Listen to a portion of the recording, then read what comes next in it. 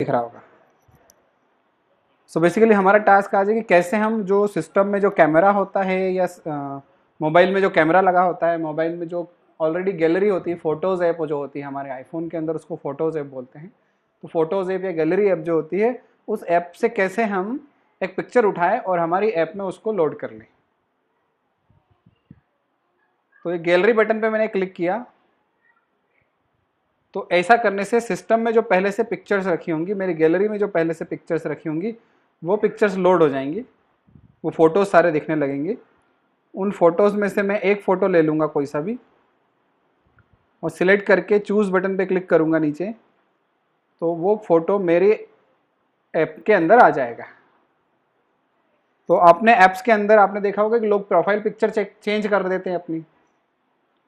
तो profile picture change करने के लिए, प्रोफाइल पिक्चर सिलेक्ट करने के लिए या तो कैमरा ओपन कर लेते हैं या गैलरी में चले जाते हैं।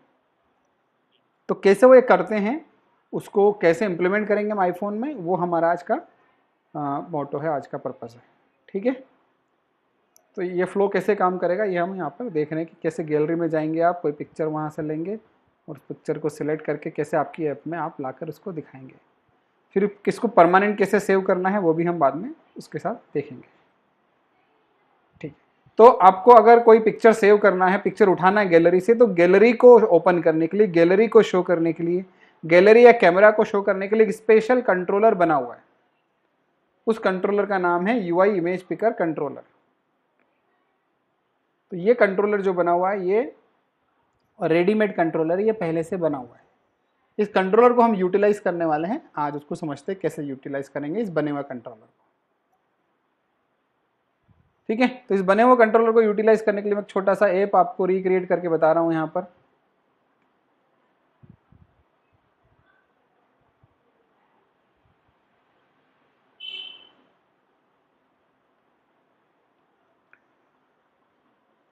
IPhone app camera and gallery.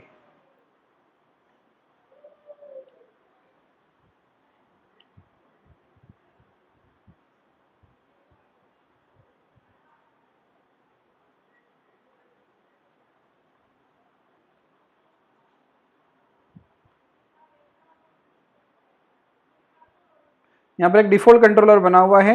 इस डिफ़ॉल्ट कंट्रोलर में हम लोग एक इमेज व्यू लेते हैं।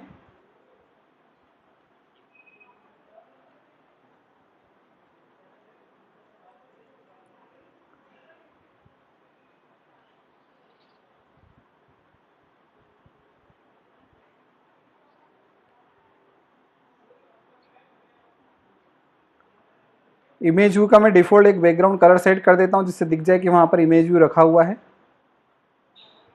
और अब मैं दो बटन बना रहा हूँ, एक कैमरा का और गैलरी का।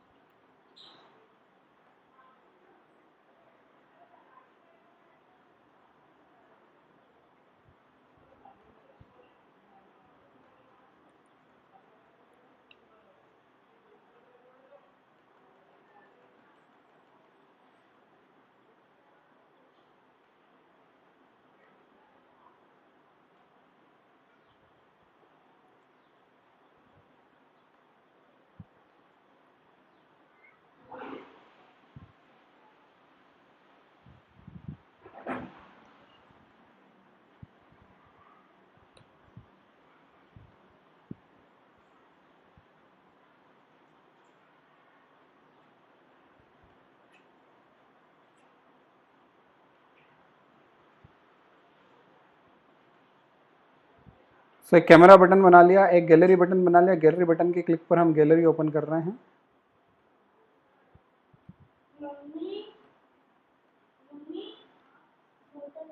कैमरा क्या होता है कि हार्डवेयर में रन होता है। अगर हम रियल डिवाइस पे रन करेंगे तो कैमरा रन होगा, लेकिन अभी हम जो टेस्टिंग करेंगे वो सिमुलेटर पे करेंगे, वर्चुअल डिवाइस पे करेंगे। सिमुलेटर में कैमरा नहीं होता है तो हम ट्राई गैलरी से करेंगे, थोड़ा सा कोड चेंज करेंगे तो वो कैमरा पर भी चलेगा। तो हमें एक कॉमन कोड लिखेंगे, ऑलमोस्ट कॉमन कोड होगा वो। ठीक है, सो इनके आउटलेट्स में बना लेता हूँ यहाँ पर व्यू कंट्रोलर में, और हम यूज़ करते हैं।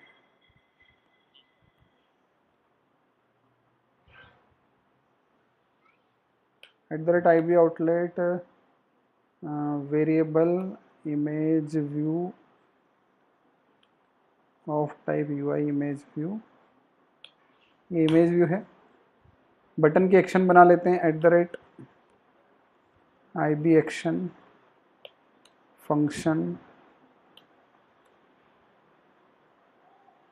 Open gallery, action open gallery,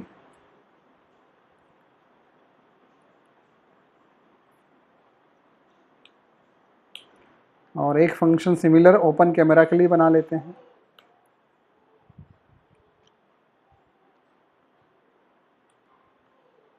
फिर हम गैलरी पे करते हैं कोड।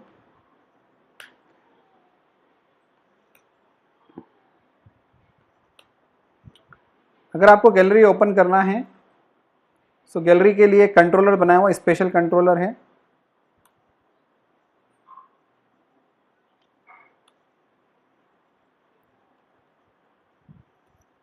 उस कंट्रोलर की क्लास का नाम है UI image view control, UI image picker controller. ये कंट्रोलर का आप ऑब्जेक्ट बना लेंगे। फिर इस इमेज पिकर कंट्रोलर में एक प्रॉपर्टी होती है सोर्स। सोर्स मतलब कहाँ से इमेज लेके आएंगे आप, इमेज कहाँ से पिक करना है। सो UI इमेज पिकर कंट्रोलर, इस क्लास के अंदर सोर्स टाइप बने हुए हैं, सोर्स के वेरियस सोर्सेस बने हुए हैं, जिसमें एक सोर्स का नाम है आपका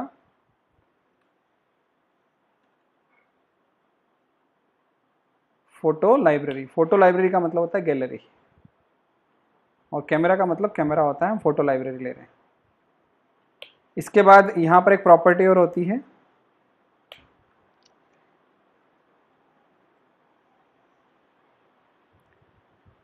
is editing equal to true करना पड़ता है। इसके बाद इसको शो करना है, तो शो करना है कैसे, शो करना आप पे डिपेंड करता है। आप प्रेजेंट करेंगे इसको, प्रेजेंट कैसे करेंगे, सेल्फ डॉट प्रेजेंट। प्रेजेंट आपने फंक्शन पहले भी यूज किया होगा। क्योंकि ये कंट्रोलर ही है, ये कंट्रोलर हमने बनाया नहीं है, यानी कि स्टोरी बोर्ड में नहीं है ये कंट्रोलर, ये रेडीमेड कंट्रोलर है, ये कोड से आने वाला है। तो जब स्टोरी बोर्ड में नहीं तो सेल्फ डॉट स्टोरी बोर्ड से उसको इंस्टेंशिएट नहीं करना है, सिर्फ डायरेक्ट उसको इस तरह से इंस्टेंशिएट कर लेना है कंस्ट्रक्टर से, इनिशियलाइजर से। सो इनिशियलाइजर से इंस्टेंशिएट कर लिया, अब उसको बस प्रेजेंट करना है, तो इमेज कंट्रोलर को प्रेजेंट कर रहा हो। लेकिन क्या होता है जब इमेज कंट्रोलर ऑन होगा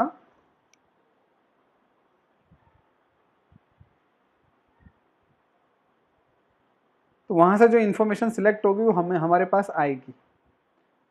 ठीक है, तो वो ये पूरा फ्लो में समझा देता हूँ कि इतना कैसे काम करेंगी चीज़ें, इतनी चीज़ें कैसे काम कर रही हैं। आउटलाइन में जाके मैं कनेक्ट कर देता हूँ इमेज व्यू को। इमेज व्यू को कनेक्ट कर दिया मैंने यहाँ पर। Action open camera, action open gallery को कनेक्ट कर दिया।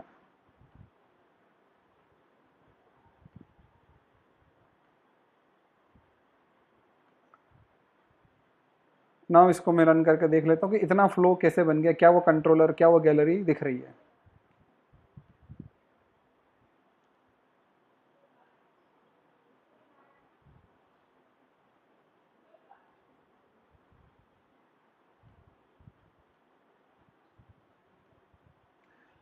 अब मैं जैसे गैलरी बटन पे क्लिक करूंगा, जैसे मैंने गैलरी बटन पे क्लिक किया तो मेरी स्क्रीन यहाँ पर ओपन हो गई।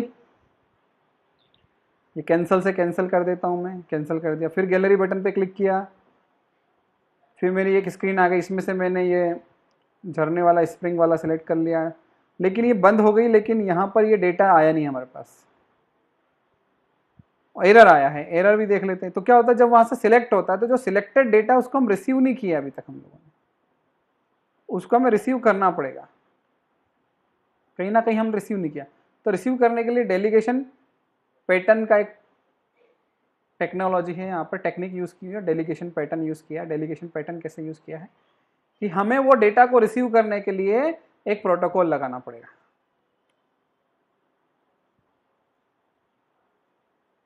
उसका नाम है UI image picker controller delegate.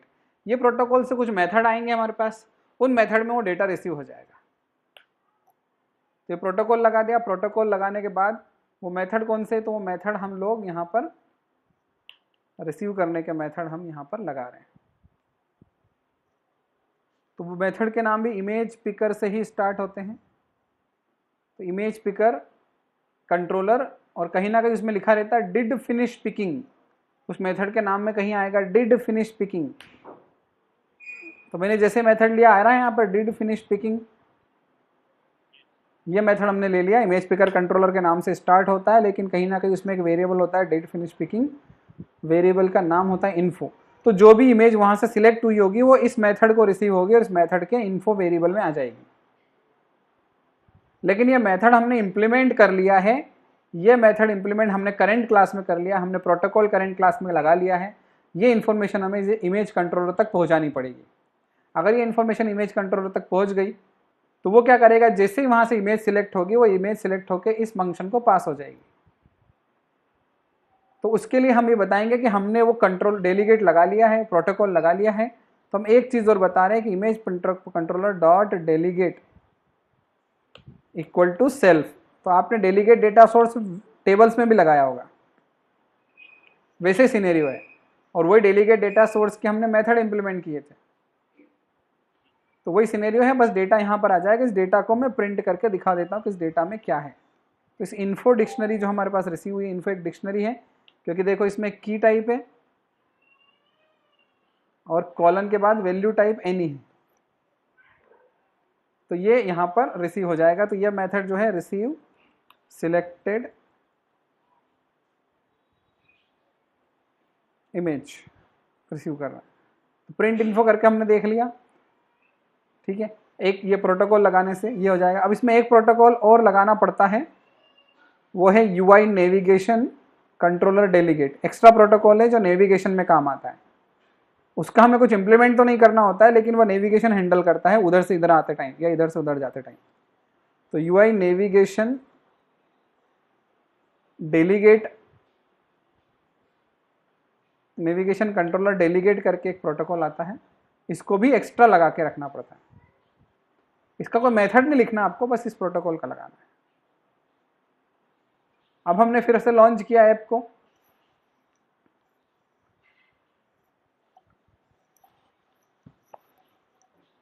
Gallery button पे क्लिक करते हैं। अब इमेज यहां पर आ गई है। इमेज में से एक इमेज मैंने सिलेक्ट की, लेट से मैंने एक फ्लावर्स वाली इमेज सिलेक्ट की।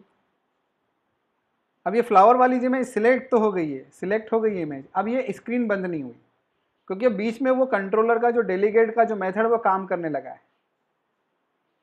और आप देखो आउटपुट विंडो में इंफॉर्मेशन आ गई है, आ गई है।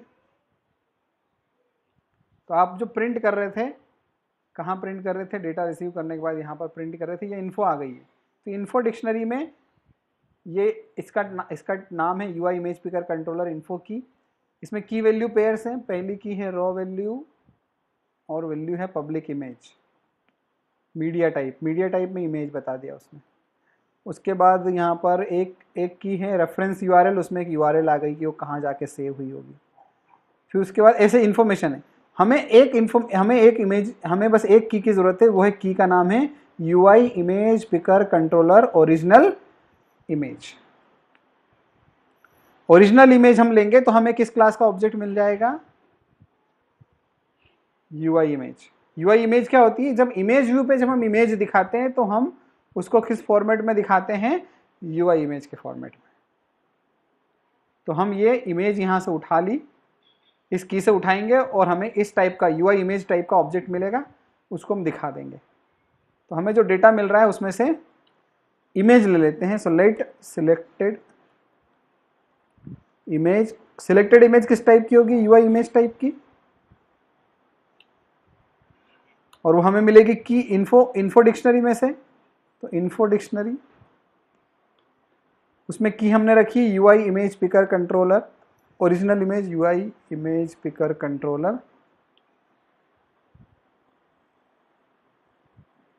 डॉट ओरिजिनल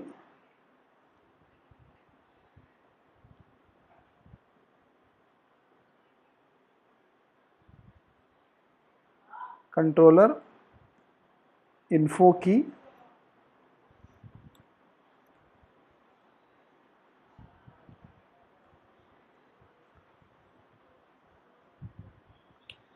की डॉट ओरिजिनल, ओरिजिनल इमेज भी ले सकते हैं, एडिटेड भी ले सकते हैं, क्रॉप्ड भी ले सकते हैं, क्योंकि वहाँ एडिटर होगा। एडिटर रन टाइम पे मोबाइल पर एडिटर होता है जो क्रॉप सिलेक्ट करने के बाद क्रॉप भी कर सकते हो। तो आप ओरिजिनल भी ले सकते हो या फिर जो क्रॉप्ड है वो भी ले सकते हो, जैसी आपकी इच्छा है। मैं अभी ओरिजिनल लेता हूँ। वो इमेज आ गई, उस इमेज को हम लोग इमेज व्यू पर दिखा दें, तो हम इमेज व्यू हमारे पास ऑलरेडी है, उस पर इमेज दिखानी है तो हमने सिलेक्टेड इमेज को दिखा दिया। उसके बाद वो जो जिस स्क्रीन में से इमेज सिलेक्ट की थी वो बंद हो जाए तो उस स्क्रीन का ऑब्जेक्ट भी आता है। उस स्क्रीन का ऑब्जेक्ट को यहाँ पर क्या बोला गया है, पिकर। तो जिस स्क्रीन से इमेज सिलेक्ट हुई थी, इस गैलरी की जो स्क्रीन आई थी, उस स्क्रीन का भी ऑब्जेक्ट आ गया है। वो क्लोज नहीं होता ऑटोमेटिक, तो उसको भी यहाँ से क्लोज करना पड़ेगा, पिकर डॉट डिसमिस।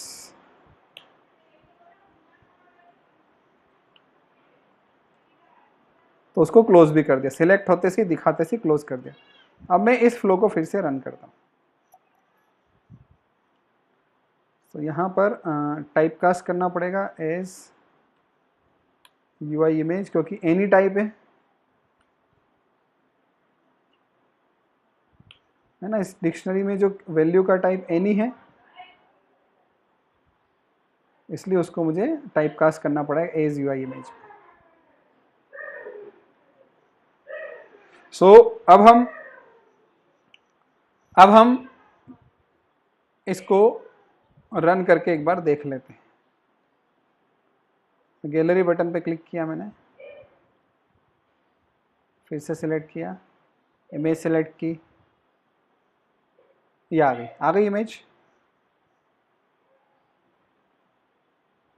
फिर गैलरी बटन पे क्लिक किया,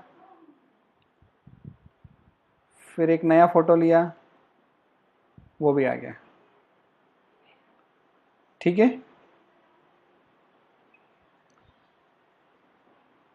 अभी कौन सा फोटो दिख रहा है आपको?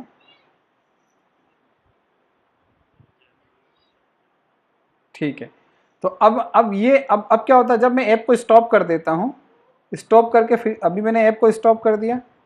अब मैं इस ऐप को जब फिर रन करूंगा तो मेरा जो इमेज व्यू है वो एम्प्टी आएगा, क्योंकि वो इमेज को मैंने सिलेक्ट तो कर लिया लेकिन इमेज को सेव नहीं किया मैंने कहीं।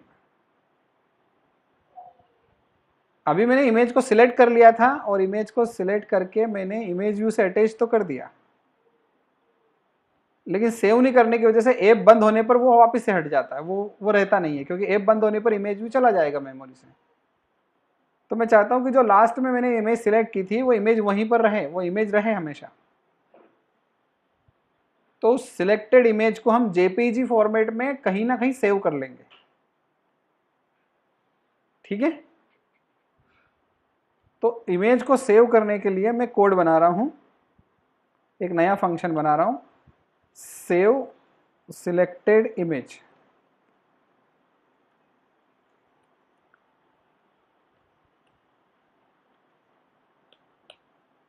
ये कोड आपको आगे भी कई जगह काम आएगा कि कैसे आप किसी डाउनलोडेड फाइल को या सिलेक्टेड फाइल को सेव करते हैं। सेव कहाँ करते हैं, तो सेव करने के लिए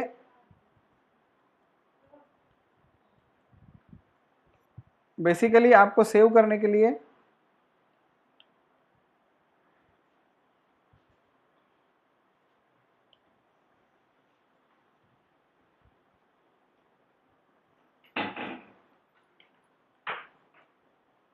तो आपका जो प्रोजेक्ट होता है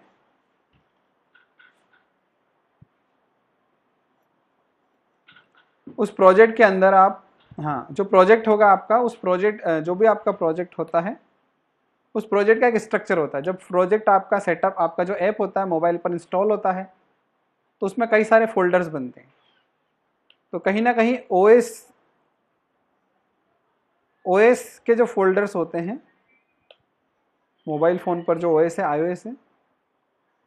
आईओएस फोल्डर्स जो होते हैं, आईफोन पे जो फोल्डर्स होते हैं उनमें सबसे पहले होता है रूट फोल्डर। रूट फोल्डर को स्लेश बोला जाता है, स्लेश रूट। उसके अंदर कई सारे फोल्डर्स होते हैं, उन्हें हम सिस्टम फोल्डर्स बोलते हैं। उन सिस्टम फोल्डर्स के साथ में एक फोल्डर होता है ऐप्स का, जहां पर सारी ऐप्स के डेटा रखा रहता है। रूट के अंदर सिस्टम और ऐप्स और बहुत सारे फोल्डर्स भी होते हैं।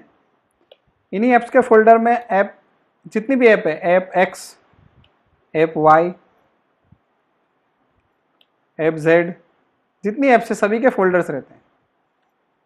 जैसे व्हाट्सएप इंस्टॉल्ड है तो व्हाट्सएप का भी फोल्डर होगा,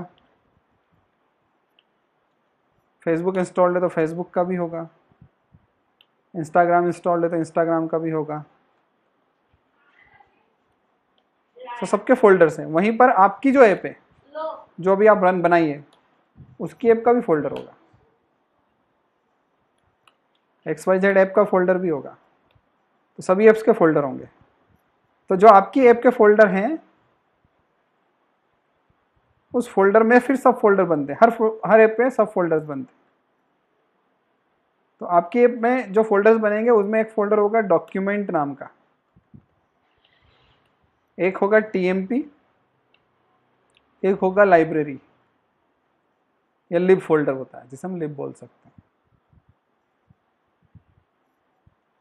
ठीक है, तो ऐसे और भी फोल्डर्स होते हैं। तो बेसिकली अब आपको जब डेटा सेव करना है तो आपको डेटा सेव करना होता है डॉक्यूमेंट फोल्डर में,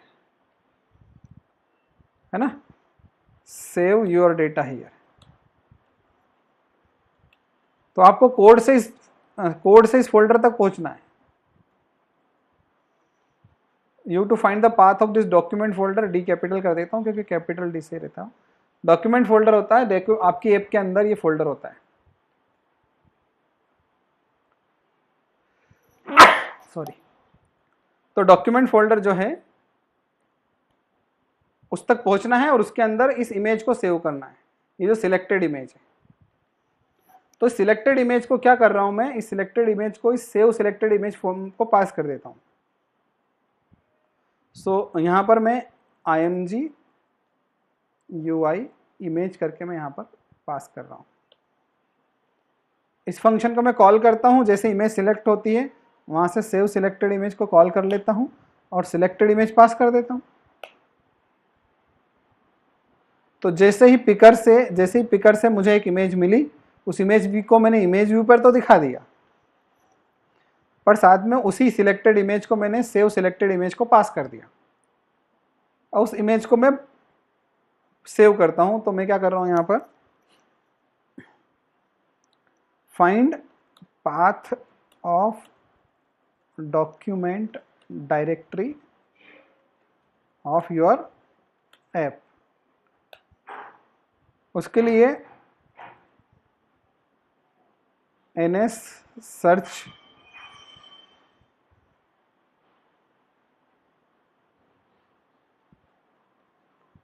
search path for directories in domain करके एक फंक्शन होता है। देखो ns search path for directories in domain करके एक फंक्शन होता है जो एक अरे ऑफ स्ट्रिंग रिटर्न करता है। ये पूरे पाथ की लिस्ट देता है, एक पाथ का एक अरे देता है। तो मुझे पाथ अरे मिल जाएगी जो कि है कुछ नहीं, एक अरे ऑफ स्ट्रिंग है।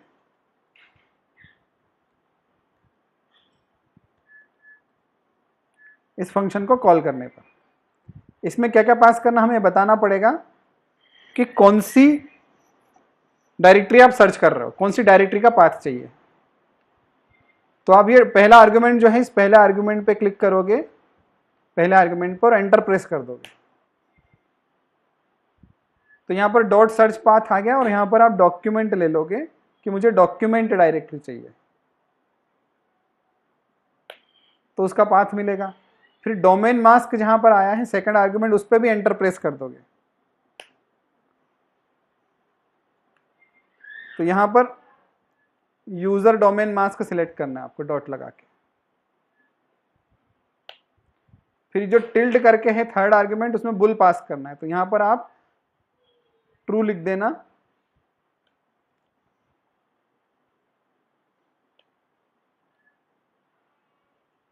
कि आप ट्रू लिखने से क्या होगा कि डायरेक्टरीज के अंदर की जो सब डायरेक्टरीज हैं उनको भी ढूंढा जाएगा। रिकर्सिव सर्चिंग होगी, रिकर्सिव सर्चिंग, एक के अंदर एक सर्च किया जाएगा। इसलिए हो सकता है कि डॉक्यूमेंट नाम से मैच होने वाली मल्टीपल डायरेक्टरीज मिले, इसलिए यहां पर जो पाथ है वो अरे के अंदर आया है। मैं इसको प्रिंट करके दिखा देता हूं पूरी पाथ अरे को कि क्या पाथ जनरेट हुआ है, जिससे आप आगे काम कर सकें।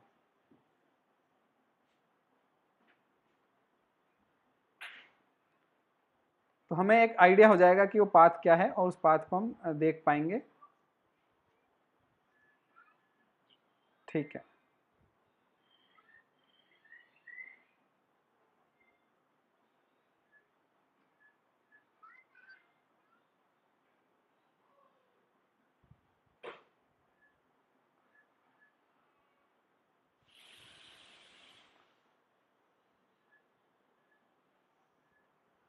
ठीक है। तो हमने यहां पर, अगर आप ध्यान से देखेंगे, गैलरी पे मैं गया, गैलरी से मैंने एक इमेज सिलेक्ट किया, ये इमेज आ गया। अब इस इमेज का क्या पाथ, ये इमेज कहाँ सेव करनी उसका पाथ आएगा, तो मैं आपको यहाँ पर दिखा देता हूँ।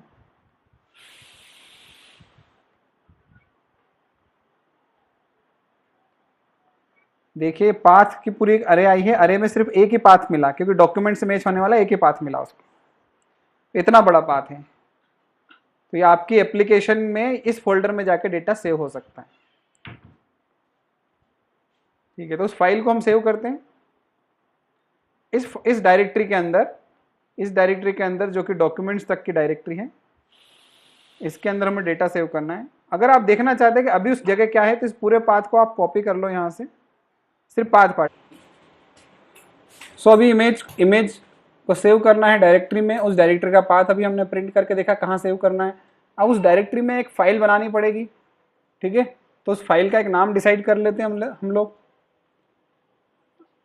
assume provide give a file name, give a name to file to save image। सो उसके लिए एक पाथ बना लेते हैं। So let image path equals to, जो पाथ की जो डायरेक्टरी आई थी, जो पाथ आया था वो एक अरे में मिला था हमको, पाथ अरे में, उसमें एक ही पाथ स्टोर्ड था। ठीक है, और उस पाथ में 0th पोजीशन पर डॉक्यूमेंट तक का पाथ मिल गया। फिर उस पाथ में हम लोग स्लैश करके एक नया पाथ जोड़ेंगे, mypic.png। आप नाम कुछ भी रख सकते हैं, abc.png, pqr.png, मैंने रख दिया mypic.png। इसका मतलब वो जो पाथ है उस पाथ में हमने ये स्लैश जोड़ के नया पाथ बना दिया। अब इस पाथ पे हम लोग अब इमेज का डेटा सेव करेंगे। इमेज का डेटा हम बाइनरी में कन्वर्ट कर लेते हैं, get binary data of selected image.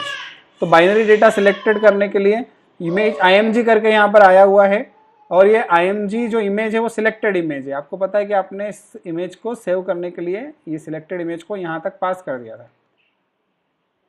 अब इस इमेज को बाइनरी डेटा में कन्वर्ट करते हैं जिससे फाइल के अंदर सेव कर सकें।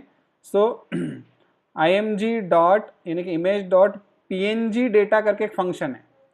png डेटा क्या करता है, इस इमेज को png फॉर्मेट में कन्वर्ट करके उसको बाइनरी डेटा रिटर्न करता है। तो इसका रिटर्न टाइप डेटा है। डेटा कुछ नहीं है, बाइनरी डेटा को होल्ड करने वाला वेरिएबल है, ऑब्जेक्ट है। सो हमें यहाँ पर लेट इमेज डेटा करके हम एक वेरिएबल बना देते हैं जो किस टाइप का होगा, डेटा टाइप का होगा, है ना। ये ऑप्शनली मिलेगा, मैं इसको अनरैप कर लेता हूँ। ठीक है, अब इसको सेव करते हैं। Save binary data of image at image path, उस पाथ में सेव कर देते हैं, मतलब इस mypic.png में डाल देते हैं।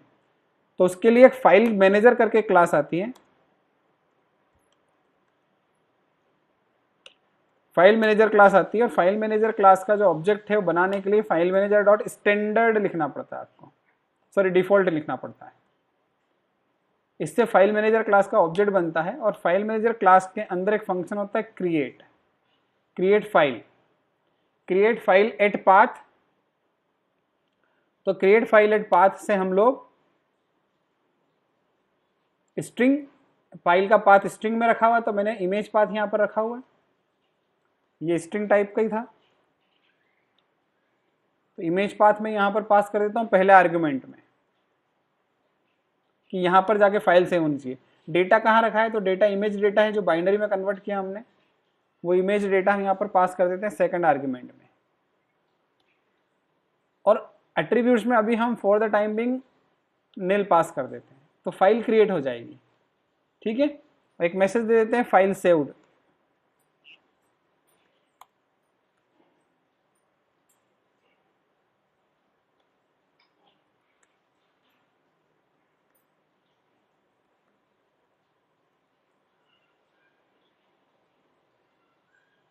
तो इसको हम रन करके देखते हैं कि क्या फाइल सेव्ड का मैसेज आता है, हमें मिलता है क्या।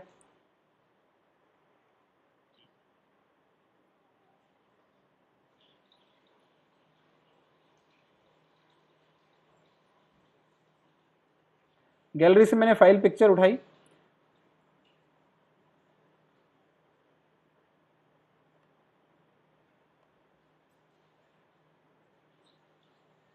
तो देखो यहां पर फाइल सेव्ड का मैसेज आ रहा है।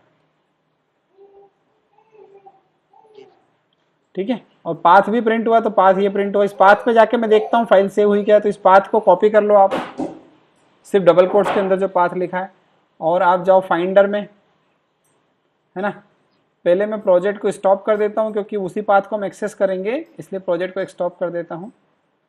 फिर फाइंडर में मैं जाता हूँ, फाइंडर में एक गो बटन आता है ऊपर टॉप पे, गो बटन पे क्लिक किया, फिर गो टू फोल्डर ऑप्शन मिलता है मेन्यूज़ में, गो टू फोल्डर लिया, यहाँ पर एक बॉक्स आता है, वहाँ पर आप पाथ को पेस्ट कर दो। पाथ को पेस्ट करके गो बटन पे क्लिक करोगे तो देखो फाइल मिल गई आपको, है ना। इसको आप डायरेक्टरी स्ट्रक्चर को प्रॉपर देखोगे इस बटन पे क्लिक करके, तो आपको पूरा मिलेगा कि आपकी ऐप कौन सी है। आपकी ऐप ये वाली ऐप सिलेक्टेड है। इस ऐप में, इस ऐप के अंदर डॉक्यूमेंट डायरेक्टरी है, लाइब्रेरी डायरेक्टरी है, सिस्टम डेटा डायरेक्टरी है, टीएमपी डायरेक्टरी है, और आपका जो भी डेटा वो डॉक्यूमेंट में। अब आपने जितनी भी पिक्चर्स कैप्चर की थी वो टीएमपी फोल्डर में दिखेंगी, आपको दिख रही है। जितनी पिक्चर्स आपने कैप्चर की थी वो बाय डिफॉल्ट सेव कहाँ हो रही है, टीएमपी में। लेकिन आपको टीएमपी फोल्डर में तब तक रहती है जब तक ऐप चलता है। एक बार ऐप बंद हो गया तो फिर वो टीएमपी फोल्डर से चली जाती है। ठीक है, आपकी जो पिक्चर सेव हुई है वो कौन से डायरेक्टरी में सेव हुई है, डॉक्यूमेंट में। तो ये डॉक्यूमेंट में आपकी पिक्चर सेव हुई है। यहाँ पर ये पिक्चर आपकी यहाँ पर सेव हो गई है। जी सर। अब दूसरी बार रन करोगे तो भी पिक्चर यहीं पर सेव होगी क्योंकि नाम आपने सेम रख रखा है। फिर से आप रन करेंगे, जब आप फिर से ऐप को रन कर रहे हैं तो वापस से वो एम्प्टी आया क्योंकि पिक्चर सेव तो कर लिया आपने, लेकिन सेव्ड पिक्चर को दिखा नहीं रहे आप वापस से। तो जब भी आप पिक्चर सेव कर रहे हैं तो पिक्चर सेव तो होगी। जैसे गैलरी में गया मैंने, अब पिक्चर में चेंज कर दूंगा, पिक्चर मैंने अभी यहाँ पर झरने वाली लगा दी। तो अब मैं जाके देखता हूँ कि क्या ये पिक्चर है वहां पर, हाँ तो माई पिक झरने वाली हो गई। ठीक है, सो हम पिक्चर सेव कर रहे हैं लेकिन हम चाहते हैं कि वो पिक्चर जो सेव्ड है बार बार मैं प्रोजेक्ट को स्टॉप करूं, रन करूं तो वो सेव्ड पिक्चर मुझे दिख जाए वापस, एम्प्टी ना रहे वो। जिससे कि प्रोफाइल पिक्चर्स हम सिलेक्ट करते हैं, प्रोफाइल पिक्चर एक बार सेट हो जाती है तो हमेशा ही सेट रहती है, चेंज करने पर ही चेंज होती। तो वही मैं कोड करूंगा कि उस सेव्ड पिक्चर को दिखाऊंगा मैं। तो पिक्चर को सेव करने का जो मैंने कोड किया था वैसे ही कोड में सेव्ड पिक्चर को दिखाने का करता हूँ।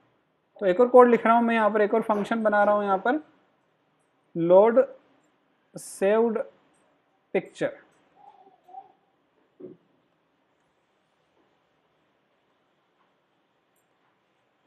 इससे वो पिक्चर जो सेव थी वो दिखेगी। उसके लिए फिर से मुझे उसी पाथ पे जाना पड़ेगा। उसी पाथ पे जाने के लिए मुझे फिर से पाथ चाहिएगा, फिर से एक पाथ बनाना पड़ेगा। इतना मुझे करना पड़ेगा।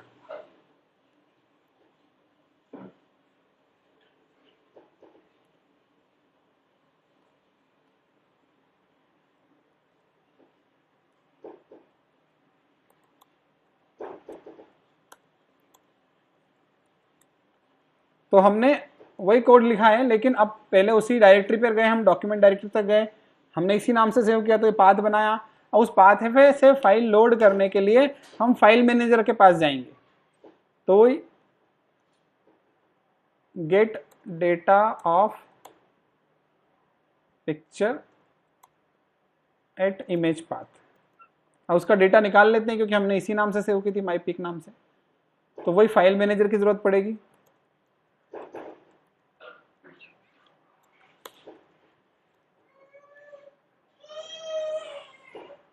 ये फाइल ले लिया, फाइल मैनेजर ले लिया। अब फाइल मैनेजर डॉट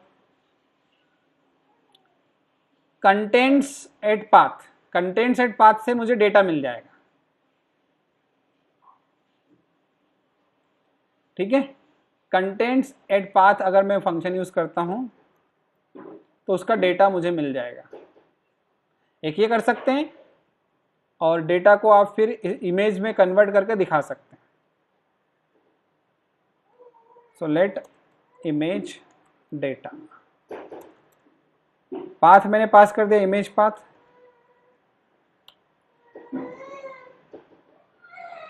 ठीक है, और अब इसको मैं prepare image with image data, तो यूआई इमेज करके होती है, let image equal to UI image हम बनाएंगे। यूआई इमेज का जो इनिशियलाइजर होता है उसमें डेटा रख सकते हैं। यहाँ पर इमेज डेटा आपने पास कर दिया, और इसको इमेज व्यू से आप अटैच कर सकते हो।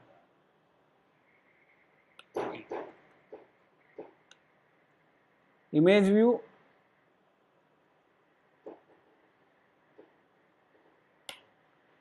डॉट इमेज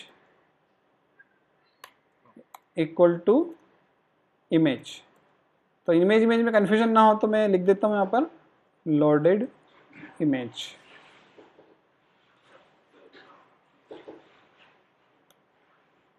ओके, ये मैंने कर दिया। इस फंक्शन को कब कॉल करना है? जैसे स्क्रीन स्टार्ट हो इस फंक्शन को कॉल करना है। तो स्क्रीन स्टार्ट होने से पहला फंक्शन कौन सा चलता है आपका? View did load. तो लोड सेव्ड पिक्चर को व्यू डिड लोड में कॉल कर लो, जिससे स्क्रीन स्टार्ट होते से फंक्शन चल जाए।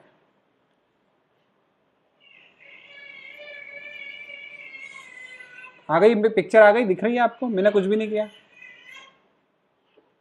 मैं फिर से गैलरी पे जाता हूं, फिर यहां पर क्लिक करता हूं, फिर एक पिक्चर सेलेक्ट करता हूं। ये पिक्चर सेलेक्ट हो गई। अब मैं प्रोजेक्ट को स्टॉप कर देता हूं।